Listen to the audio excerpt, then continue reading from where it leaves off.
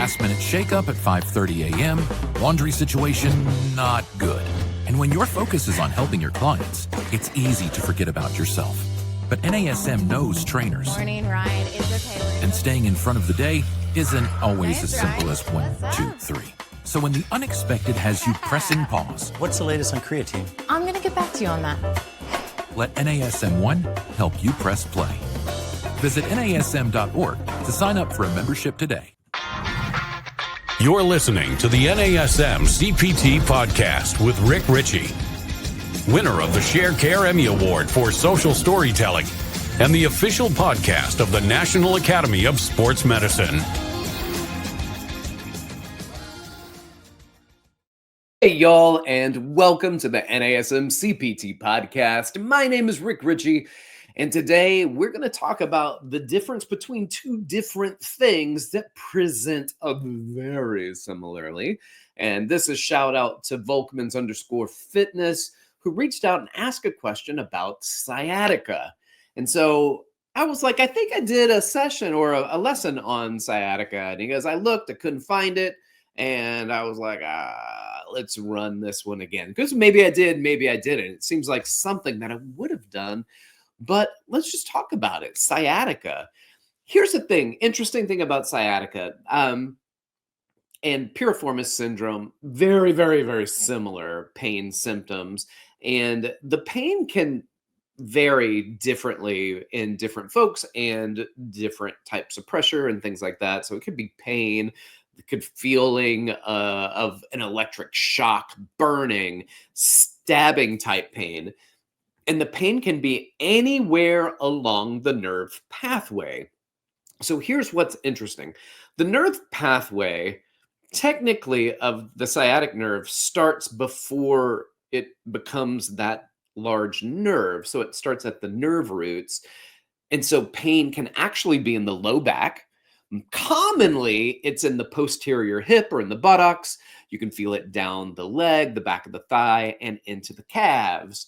So my rule of thumb here, to stop what you're doing, because I'm about to ruin the lyrics and the style that you're used to. The things I'm talking about here is if it pulses, numbs, tingles, or shoots, you got to get off of it.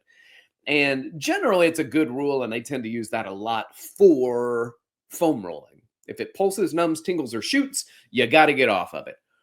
However, when we look at this for the sciatic nerve or even piriformis pain, pulses, numbs, tingling, shooting, those are the types of things that are very, very typical of nerve pain. So the sciatic pain, let's talk about the nerve and the roots of those nerves before where all of those nerve roots branch and then they go into and create the big sciatic nerve. It comes from multiple nerve roots. So the nerve root of L4, L5, S1, 2, and 3. Those are the nerve roots. They come out of the spinal cord and they go through right there where all the vertebrae are. And then obviously the S1, 2, and 3 are the sacrum. So L4, L5, L5, S1 nerve roots come out. And the tendency, the most common reason why this happens, why there is nerve root pain, and now just because it's pain, just because it's happening to the nerve root doesn't mean you feel it at the nerve root. You might feel it shooting down the leg. You might feel it just nagging in the buttocks area, generally only on one side. Most commonly, you're just going to have that pain on one side. It's very, very, very unlikely you have sciatic pain on both sides, where there's compression on both sides, where the nerve root is getting irritated on both sides. But how can that happen? Most common way for that to happen is a herniated disc that presses against the nerve root. Generally, that tends to go away on its own after a couple of weeks, but not always. Now, another common thing that happens is that there's a overgrowth of bone, often kind of referred to as bone spurs. Bone spurs can grow, and those bone spurs can push against the nerve root. Nerve root can push into the bone spurs, and that's also a common reason. There is a much less common reason, but still a possibility that it could be a tumor. So, reason I say that, don't want to freak anybody out. but it's a possibility. It does happen. And so that is something to be aware of. So, should we suggest that our clients go see a doctor if they're experiencing piriformis pain? They're experiencing the sciatic pain down the leg, especially on one side. Here's the thing. Usually, especially with the herniated disc, it'll go away in about a week or so. But after a while, the Mayo Clinic suggests that you go see a doctor if the symptoms persist for more than a week, if pain is severe or gets worse. So you acknowledge that pain sucks and you don't like it. And then it also increases in its pain. Should go see a physician. Here's another very important list. 3 things I want you to look at here. 3 things, immediate medical attention if. And then again, this is the Mayo Clinic. If there's sudden numbness or muscle weakness in the leg, sudden numbness or weakness in the leg, if there's pain after a violent injury, such as a traffic accident, and then if there's trouble controlling bowels or bladder.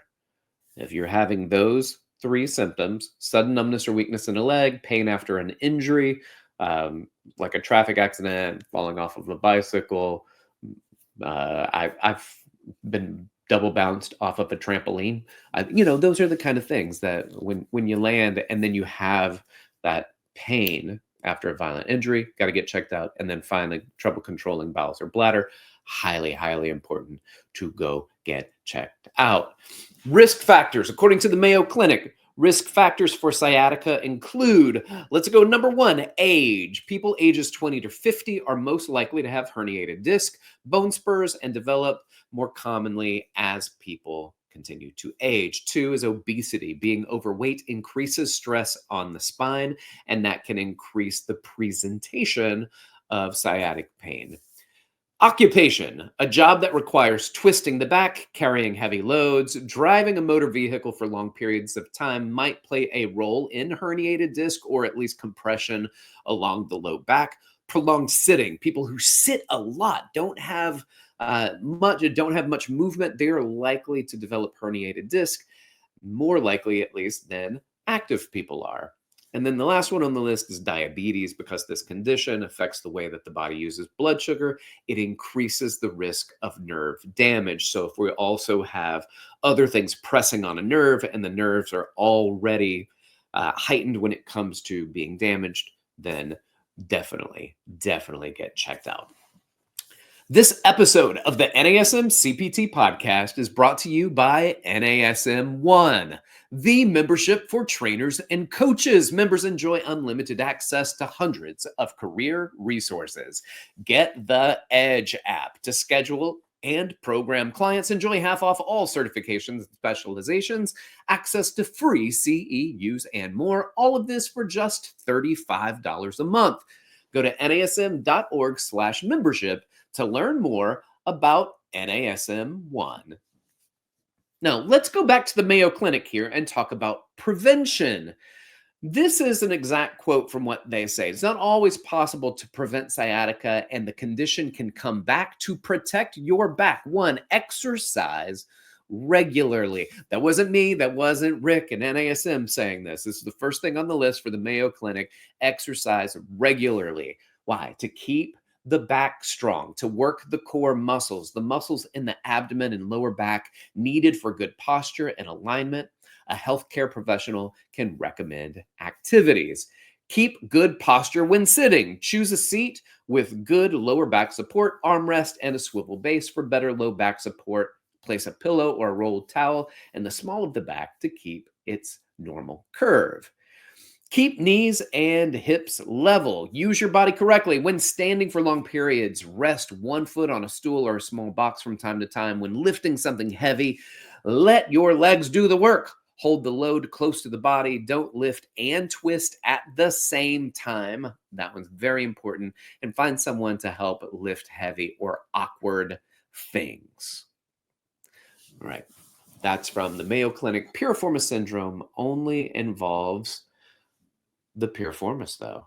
when we talk about the sciatic pain, all of that pain that we see from the low back to the buttocks to the thighs to the calves, all along the line of that nerve, is actually originating from the low back.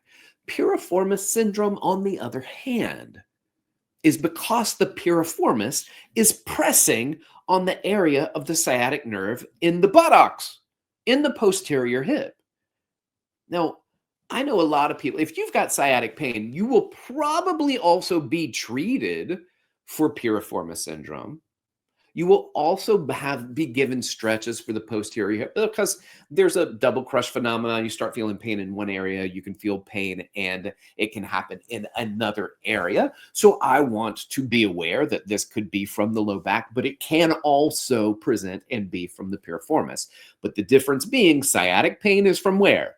The low back, where there's pressure put on the nerve roots, usually from what? Herniated disc, bone spurs, and potentially maybe a tumor, but it's compression in the low spine that presses against the nerve roots that is felt down the sciatic nerve. Piriformis syndrome, on the other hand, similar. Everything is similar in basically how it feels, except for one thing. The piriformis is the cause of that pain, the pressure from the piriformis, because this is interesting. Sciatic nerve generally for most people goes underneath, so it's deep to the piriformis. But I think it's something like 7%, and I could be wrong with this because it's been a long time since I've done the research on this, but it just came to me, is that the piriformis goes through, the sciatic nerve actually goes through the piriformis, which there's kind of a hole in the piriformis that the sciatic nerve goes through. Either way, it's still addressed the same way. The pressure, the tension, the leaning on one side, too much pressure on one side, pain coming from the piriformis is piriformis syndrome. Here's the thing. Generally, as a trainer, you can't tell the difference if it's piriformis syndrome or sciatica. And so, sure, you can give stretches for the piriformis. I think that's good because it's not going to hurt the low back, and it's probably going to help the piriformis. I would be careful with foam rolling, though. And even if it is piriformis syndrome, you can foam roll the piriformis. If it's sciatica, it's not going to do anything, really. But if it is piriformis syndrome, you got to be careful because sometimes rolling the piriformis, it can greatly help, but sometimes it can actually increase the chances of a flare-up and can lead to a prolonged pain because of the inflammation created by the additional pressure of your body weight on a foam log pressing into the thing that you're trying to get to calm down. So the best practice here is to send your clients to a physician, send them to a PT, and then have the physical therapist do the assessment. We can oversee the implementation of the exercise program that the PTs give them once they are released to go back to the gym, only when they're cleared to come back to the gym to work that area. And I would say I'd really like to be in contact with the physical therapist, and I would make that request for the client so that you can have a conversation with them and that you can be included on any of the emails that say, this is what I want you to work on when you're not with me, so that you can take advantage of working with clients in the best way based on the assessment that the therapist provides for them. All right, y'all, thanks for listening. Like, subscribe, share with your fitness friends and family. And if you are so inclined, please leave a review. It's actually very helpful. It allows more people to find us. So that's greatly appreciated if you could do so. I want to say, if you want to reach out to me, you can hit me up on Instagram at dr.rickrichey or email me, rick.richey@nasm.org. Y'all keep inspiring people to fitness. Thanks for listening. This has been the NASM-CPT Podcast.